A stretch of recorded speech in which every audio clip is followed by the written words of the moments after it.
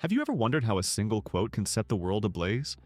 Have you ever asked yourself why the truth sometimes hurts so much? My brother, my sister, in September 2006, Pope Emeritus Benedict XVI spoke words that shook three continents, words that revealed a profound truth about faith and reason. Stay with me until the end. How many nights have you spent wondering if it's worth it to defend the truth? How many times has your heart cried out, Lord, why is the truth so bothersome? On September 12, 2006, at the University of Regensburg, our beloved Pope Emeritus read a historical 600-year-old quote that changed everything. It wasn't an attack, it was a deep call to reflection that the world wasn't ready to hear. And today, I want to share with you the 4 revolutionary discoveries that this controversy revealed about the heart of God. In the next few minutes, based on the Pope Emeritus's authentic speech, I will show you why God always acts with reason and love, how true faith never uses violence, what it means to be a cooperator of the truth, and the prayer that unites us even in discord. If your heart is bruised by misunderstanding, if you seek to understand how God acts in the world, stay with me. Let's discover together the divine wisdom that only Christ can reveal. Let me start with what really happened on that historic day. Pope Benedict XVI, then 79 years old, returned to his old university as a professor emeritus. He was a man of faith who dedicated his life to the search for truth. My brothers and sisters, how many times have you been misunderstood when you talk about Jesus? How many times have your words of love been interpreted as attacks? The Pope Emeritus, in his speech, Faith, Reason, and the University, gives us a response that is a true balm for misunderstood hearts. He quoted a historical 14th century dialogue between the Byzantine Emperor Manuel II Palaiologos and a Persian scholar. Listen to the exact words Benedict XVI quoted from the historical manuscript. Show me just what Muhammad brought that was new, and there you will find things only evil and inhuman, such as his command to spread by the sword the faith he preached.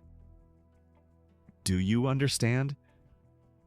The Pope was not attacking Islam. He was quoting a 600-year-old historical document to demonstrate something profound, that God never acts through violence, that true faith is born from the heart, not the sword, and how this comforts us. When we are persecuted for our faith, we remember that Jesus was also misunderstood. The truth hurts, but it sets us free. Do you remember when Jesus was in Gethsemane? Imagine Peter pulling out his sword to defend the Master, but what did Jesus do? Put your sword back, Peter, for all who draw the sword will die by the sword. Jesus showed another way, the way of love that convinces through truth, not by force. What did our Lord do? He healed the wounded soldier's ear. My brothers and sisters, this is exactly the extraordinary discovery that the Pope Emeritus revealed in Regensburg. He quoted the emperor's words, "Not to act with reason is contrary to the nature of God." Ratzinger teaches us that God is logos, reason and word at the same time. God is not a whimsical tyrant. He is love that is revealed through reason.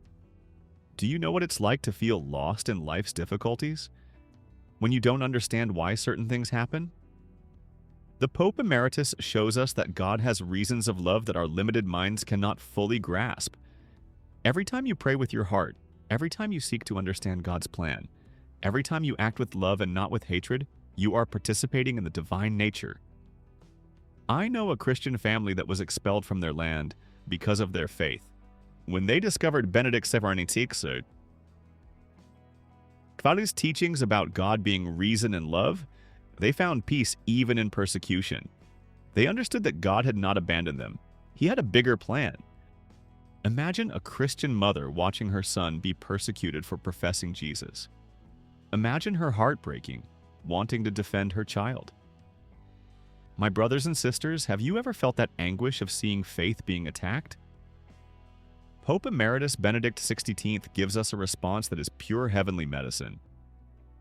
In Regensburg, he revealed to us that true faith is a fruit of the soul, not the body. Listen closely. When the Byzantine emperor said that God does not delight in blood, he was echoing the very heart of Jesus. True conversion happens when we touch hearts. not when we dominate bodies.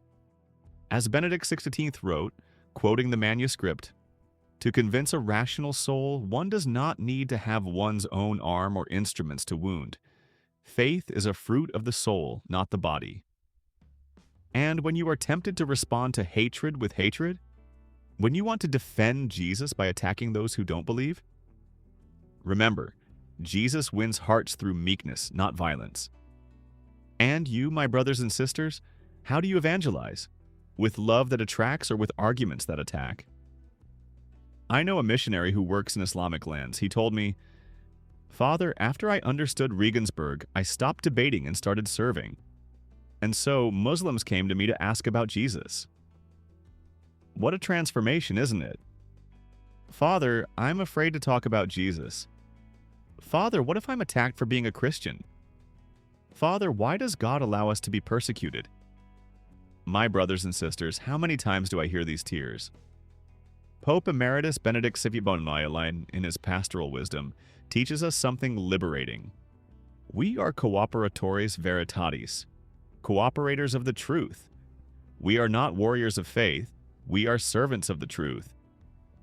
You don't need to conquer the world by force. You don't need to be perfect apologists. The truth manifests itself through the witness of your life. Every time you love those who persecute you, God acts through you. Every time you respond to hatred with meekness, Jesus becomes visible. Remember St. Stephen being stoned? He did not curse his executioners, he prayed for them. And one of those who was there was named Saul, who later became Saint Paul. This is how Jesus is with us. My dear brothers and sisters, today Jesus, through the teachings of the Pope Emeritus, wanted to heal 4 wounds of our heart: the pain of misunderstanding, the fear of persecution, the temptation of violence, and the feeling of powerlessness. These are not just theological teachings. They are Jesus' healing remedies for your deepest wounds. Before we finish, I want to make an invitation from the heart.